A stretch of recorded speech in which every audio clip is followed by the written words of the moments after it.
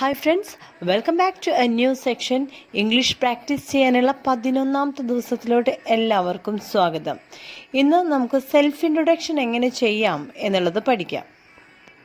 Self introduction നമ്മൾ ചെയ്യുന്നത് 2 രീതികളിലാണ്. ഒന്ന് ഇൻഫോർമലായിട്ട്, 2 ഫോർമലായിട്ട്. ഇൻഫോർമൽ എന്ന് പറഞ്ഞാൽ ജസ്റ്റ് ഫ്രണ്ട്ലി ടോക്കാണ്.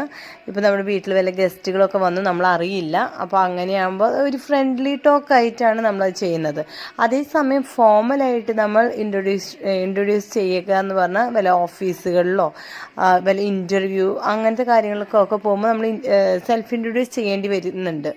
അപ്പോൾ അത് വ്യത്യസ്തമാണ്. അപ്പോൾ ഫോർമലും ഇൻഫോർമലും ഉണ്ട്. ഇന്ന് നമ്മൾ പഠിക്കാൻ പോകുന്നത് ജസ്റ്റ് ഇൻഫോർമലായിട്ടാണ് നമ്മൾ പഠിക്കുന്നത്. ഓക്കെ, ഒരു ഫ്രണ്ട്ലി ടോക്കാണ്. ഹലോ, ഐ എം രശ്മി, അല്ലെങ്കിൽ hi, I am so and so. നമ്മളുടെ പേരാണ് നമ്മളവിടെ വെക്കുന്നത്. അപ്പോൾ ഹായ്, ഹലോ എന്നൊക്കെ നമുക്ക് ഒന്ന് അഭിസംബോധന ചെയ്യാം. I am from Kerala. ഇവിടെ ഐ ആം അങ്ങനെ പറയണ്ട, ഐ എം അത് മതി. പിന്നെ കേരള എന്നുള്ള സ്ഥലത്ത് നമുക്ക് എന്ത് വേണമെങ്കിലും മാറ്റി പറയാവുന്നതാണ്. Okay. I am A house wife. ഇവിടെ ഹൗസ് വൈഫിന് പകരമായിട്ട് നിങ്ങൾ എന്ത് പ്രൊഫഷനാണോ ചെയ്യുന്നത്, ഇപ്പോൾ നിങ്ങൾ സ്റ്റുഡൻ്റ് ആണെങ്കിൽ ഐ എം എ സ്റ്റുഡൻറ്റ്, ഒരു ടീച്ചറാണെങ്കിൽ I am a teacher, lawyer ആണെങ്കിൽ ഐ എം എ ലോയർ. അപ്പോൾ നിങ്ങളുടെ പ്രൊഫഷൻ അനുസരിച്ച് അവിടെ മാറ്റം വരുത്തുക.